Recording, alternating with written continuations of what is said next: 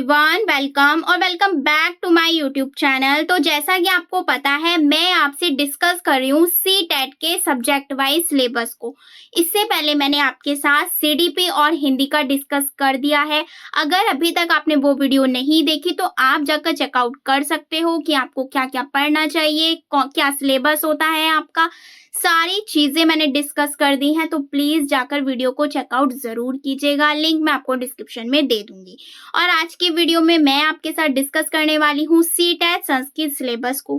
क्या क्या पढ़ना चाहिए, इसके अंदर क्या क्या चीजें होती हैं, कितने मार्क्स का आता है, पैडागोजी कितनी आती है, सारी चीजें मैं आज की वीडियो में डिस्कस करने वाली हूँ। इसीलिए वीडियो को आप कंप्लीट वॉच कीजिएगा और चैनल पर नए हैं तो चैनल को सब्सक्राइब जरूर कीजिएगा।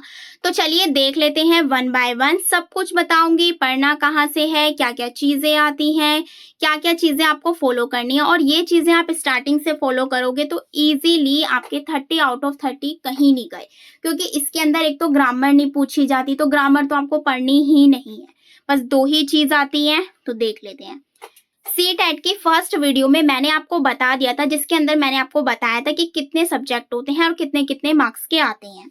तो ये है आपका संस्कृत सब्जेक्ट। तो ये होता है आपका चॉइस, मतलब आप इसे चॉइस करते हैं कि आपको लेना है या नहीं लेना है। हिंदी, संस्कृत, इंग्लिश में से आपके पास चॉइस होती है कि आपको कौन से सब्जेक्ट चूज करने हैं और कौन से नहीं। तो काफी बच्चे संस्कृत लेते हैं, कुछ इंग्लिश भी लेते हैं। सारी चीजें डिस्कस करने वाली हूँ। इंग्लिश भी मैं आपको बताऊंगी उसके अंदर आपको क्या क्या पढ़ना है।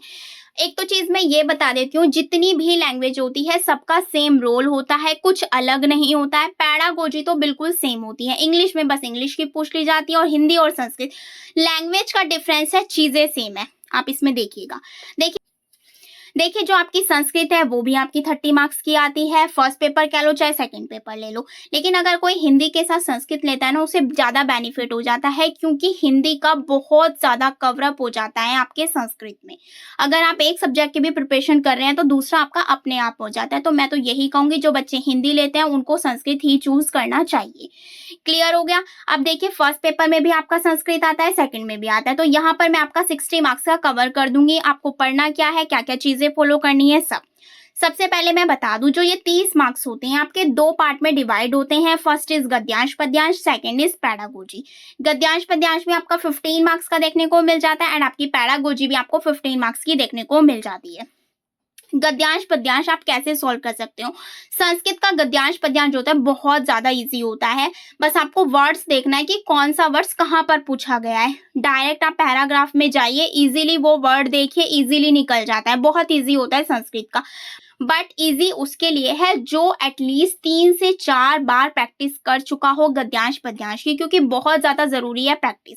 संस्कृत ये तो नहीं है कि हम डेली लैंग्वेज में बोल रहे हैं, एक लैंग्वेज है, तो इसे करने के लिए हमें थोड़ी सी प्रैक्टिस की भी नीड है। तो मैं यही कहूंगी 4 से 5 गद्यांश आप सॉल्व कर लीजिए प्रीवियस ईयर्स।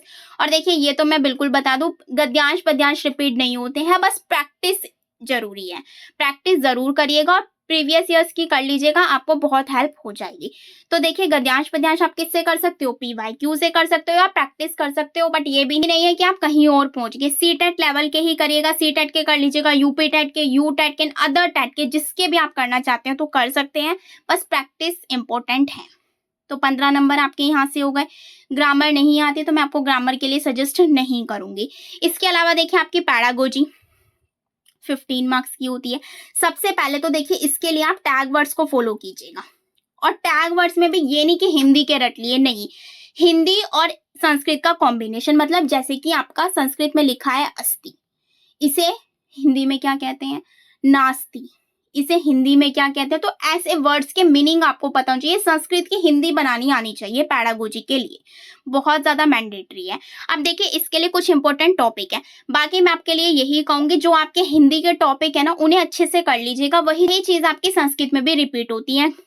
टॉपिक सेम रहेंगे। मैंने आपको देखो ये चीज बता दी, शब्दों के अर्थ जानना, जैसे अस्ति का है होता है, नास्ति का नहीं होता है।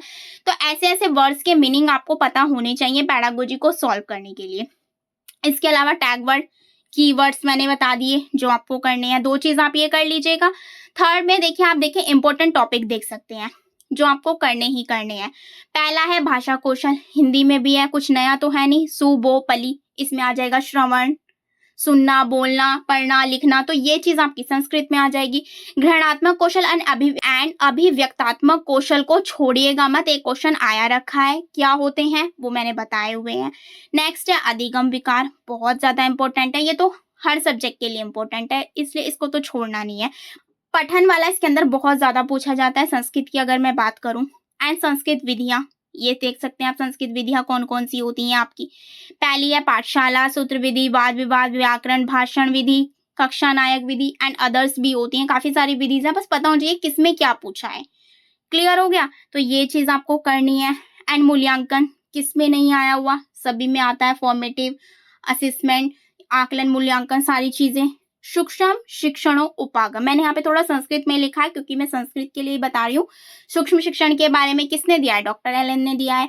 आगमन निगमन के बारे में पता हो, निदानात्मक उपचारात्मक के बारे में पता हो, तो ये सारी चीजें आपको करनी है।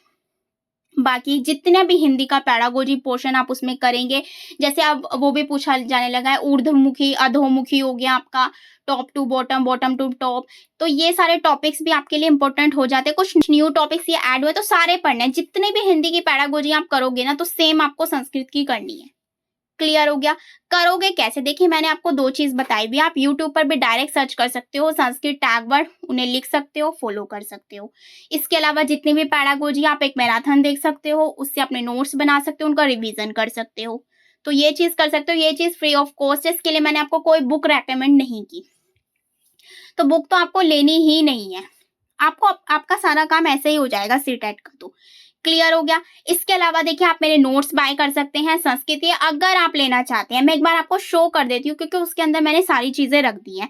एक तो मैंने मीनिंग रख दी है कि आपको संस्कृत की हिंदी कैसे बनानी है, क्योंकि ये चीज अगर आपने पढ़ ली तो काफी हद तक आप संस्कृत को सॉल्व कर सकते हैं। वही ग्रामर पोर्शन है, जैसे आप इंग्लिश में क्या करते हैं, पैसेज सॉल्व करते हैं, नाउन प्रोनाउन, वही संज्ञा सर्वनाम, तो इस टाइप की चीजें होती हैं, बस थोड़ा सा लैंग्वेज का डिफरेंस हो जाता है। क्लियर हो गया। इसके अलावा उसके अंदर मैंने आपकी सारी पैडागोजी को इंक्लूड कर दिया है, गद्यांश पद्यांश की ट्रिक बता दी कि डायरेक्ट आपको क्वेश्चन पढ़ने हैं, पैराग्राफ पर जाना है, इजीली आपको आंसर्स मिल जाएंगे। क्लियर हो गया। तो एक बार मैं आपको दिखा देती हूँ नोट्स, और वो आप कैसे बाय कर सकते हैं उसका लिंक मैं अपने डिस्क्रिप्शन में डाल दूंगी, आप मेरी वेबसाइट से जाकर डायरेक्ट बाय कर सकते हैं। तो देख लीजिए एक बार डेमो। सीटेट के संस्कृत पैडागोजी एंड गद्यांश पद्यांश यानी कि कंप्लीट 60 मार्क्स, क्योंकि पेपर 1 और पेपर 2 मैंने इसके अंदर दोनों को इंक्लूड किया है, आप ये देख सकते हैं। आप दोनों बाय कर सकते हैं इसे, जिसको भी बाय करनी है, चाहे पेपर 1 हो चाहे पेपर 2 हो, दोनों का सिलेबस सेम होता है, कुछ अंतर नहीं होता, बस ये चीज आप याद रखिएगा। बाकी इसके अंदर मैंने NCERT summary notes, NCERT books, latest pattern, hand written notes रहेंगे। एंड ये मेरी क्वालिफिकेशन आप देख सकते हैं, 3 टाइम में सीटेट को क्वालिफाई हूँ, उसी के बेस पर मैंने इन चीजों को रखा है। क्लियर हो गया। अब देखिए आपको पढ़ना कैसे है, ये आपके देखिए इंडेक्स हो जाएगा, ये आपका इस तरीके से मैंने सारी चीजों को, जितने भी आप पैडागोजी में आपकी आती है सारी चीजों को मैंने इसके अंदर इंक्लूड किया है। ये आप देख सकते हैं, सारी चीजें वही पूछी जाती है, सेम हिंदी वाली। गद्यांश पद्यांश की ट्रिक रख दी है, तो वही 30 मार्क्स आपके एक पेपर में एंड 30 मार्क्स सेकंड पेपर में, 60 मार्क्स हैं ये आपके। अब देखिए इसके अंदर मैंने लिख भी दिया है कि नीचे दी गई शब्दावली के अर्थों को जानकर आप संस्कृत पढ़ने में बहुत आसानी कर सकते हैं, जो बहुत जरूरी है कि आप अर्थों को जानें, तभी आप संस्कृत का अर्थ निकाल पाएंगे। तो ये सारी चीजें आपको मिल जाएगी। अब देखिए जो मेन चीज मैंने आपको बताई थी कि आपको संस्कृत की हिंदी बनानी आनी चाहिए। थोड़े से टैग वर्ड्स हैं ये, आप इन्हें अच्छे से कर लेंगे, इजीली आप संस्कृत की हिंदी को बना लेंगे और इजीली क्वेश्चन को सॉल्व कर पाएंगे। और ये जो चीज है ना, ये आपकी पैडागोजी में भी हेल्प करेगी, गद्यांश पद्यांश में भी हेल्प करेगी, क्योंकि अगर आप गद्यांश पद्यांश को पढ़कर उसका अर्थ निकाल पा रहे हैं तो इससे अच्छी बात क्या ही होगी।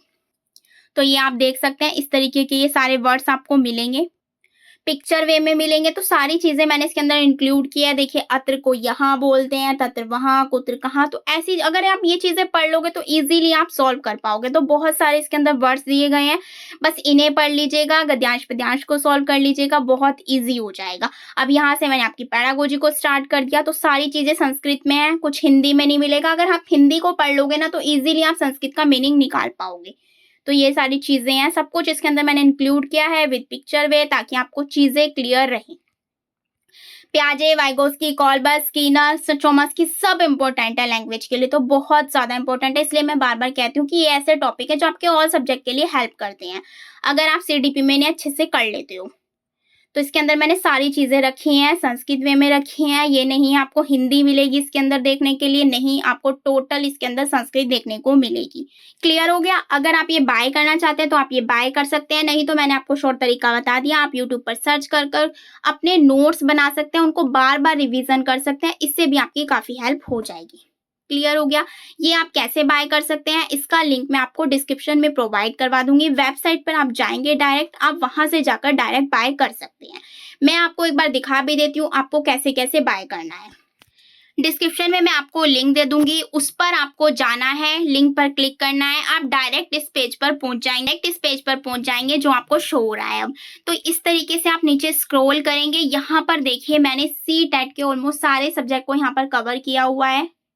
तो आप देख सकते हैं, आपको सीडीपी के लेने हैं सीडीपी के ले सकते हैं, हिंदी के लेने हैं हिंदी के ले सकते हैं, मैथ के लेने हैं मैथ के ले सकते हैं, और ये दोनों पेपर के लिए ये भी चीज मैं क्लियर कर दूं।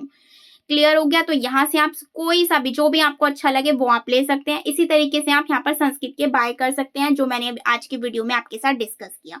सारी चीजें मैंने आपको दिखा दी, डेमो मैंने आपको दिखा दिया। बाय कैसे करना है, यहाँ पर जाएंगे जब आप, तो यहाँ पर आपको ऐड टू कार्ट करना है, उसके बाद आपकी डिटेल्स मांगेगा, वो आपको फिल करनी है एंड डायरेक्ट आपके पास पीडीएफ आ जाएगी पेमेंट के बाद। क्लियर हो गया? तो इस तरीके से आप बाय कर सकते हैं, ईजी है, बहुत ज्यादा मुश्किल नहीं है। ज्यादा से ज्यादा अपने फ्रेंड्स के साथ शेयर कीजिए, लाइक कीजिए, कमेंट कीजिए। Thank you.